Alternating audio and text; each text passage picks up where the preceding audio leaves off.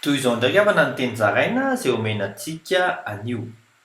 Anompo anao ireo anjely any an-danitra. Ry olon'i Kristy isokatra ho anao ny lanitra, ary isy anjely hitondra ireo entaentanao mivantana any amin'iray. Araka ny voasoratra ao amin'ny filazantsara amin'ny Jaona toko voalohany andimy varaka amin'ny dimapolo amin'ny anaran'i Jesosy hoe: ary hoy koa izy taminy, lazaiko aminareo marina dia marina tokoa, ho hitanareo ny lanitra misokatra sy ny anjelin'Andriamanitra miakatra sy midina eo ambonin'ny zanak'olona. Ambony noho ny anjely koa mantsy ianao. Araka ny voasoratra ao amin'ny Hebreo toko voalohany andimy fahaefatra amin'ny anaran'i Jesosy hoe: koa natao tsara noho ny anjely, araka nandoany anarana tsara noho ireny.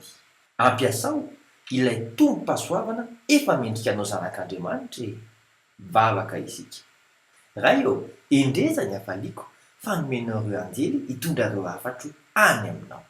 Amin'ny anaran'i Jesosy Kristy velona avy any Nazareta. Amen. Mandrapy ahoana tompoko.